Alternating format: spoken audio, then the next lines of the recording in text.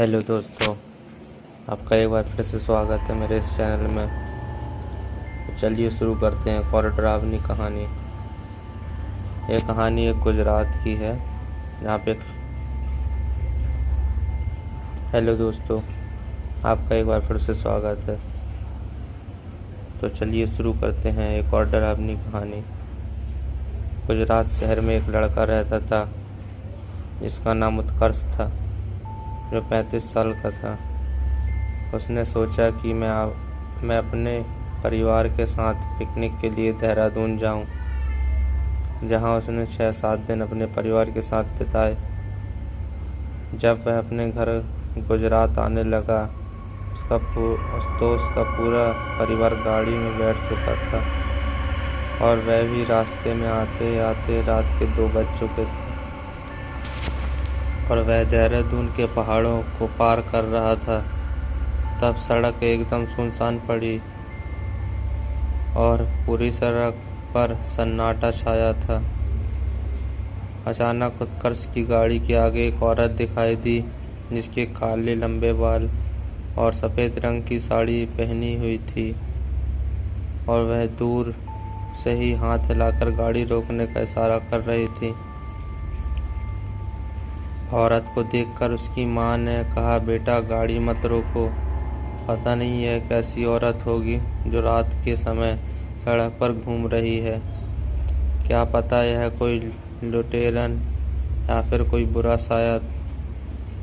तब तक गाड़ी उस औरत के पास में पहुंच गई और जोर जोर से गाड़ी का दरवाज़ा पीटने लगी। उसको देखकर ऐसा लग रहा था कि मानो यह बहुत मुसीबत में फंसी हो। उत्कर्ष की माँ ने बोला, गाड़ी का दरवाज़ा मत खोलो, लेकिन उत्कर्ष ने बोला कि यह औरत किसी बड़े घर की और शरीफ दिख रही है और लगातार रोए जा रही है। इस बार इससे बात कर लेता हूँ। और उसने गाड़ी का दरवाज़ा खोलकर पूछा, क्या बात है और आपको कहाँ तक जाना है? आप क्यों रो रही हो? तब औरत ने बोला कि मेरी गाड़ी खाई के नीचे गिर गई है और उसमें पीछे वाली सीट पर मेरी छोटी बेटी फंस गई है। कृपया आप मेरी मदद करो।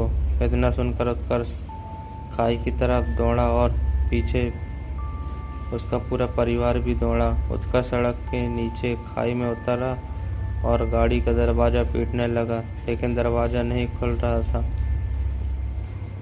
उसने किसी तरह ईंट से पीटकर गाड़ी का कांच तोड़ दिया और लड़की को उतार लिया। वह लड़की लगातार रोए जा रही थी। मैंने बोला, बेटा तुम्हारी मम्मी पीछे खड़ी है, अपनी मम्मी के पास जाओ। तभी वह लड़की मम्मी मम्मी बोले जा रही थी। फिर मैंने उसको अपनी गोदी में उठा लिया और ऊपर आने लगा। तभी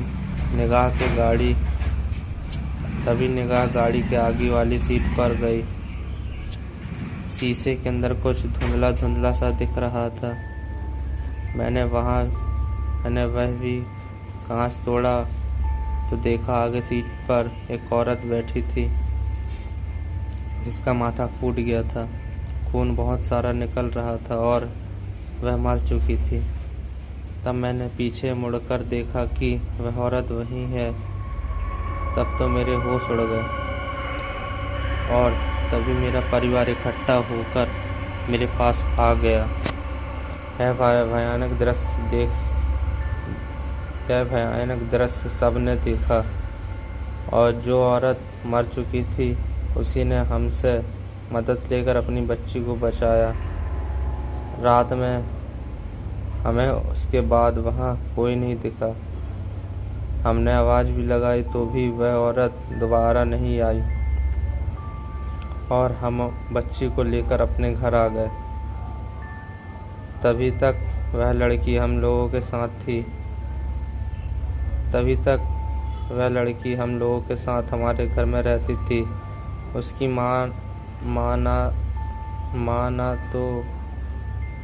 माँ तो हमें कहीं नहीं दिखाई दी और ना ही कभी परेशान किया।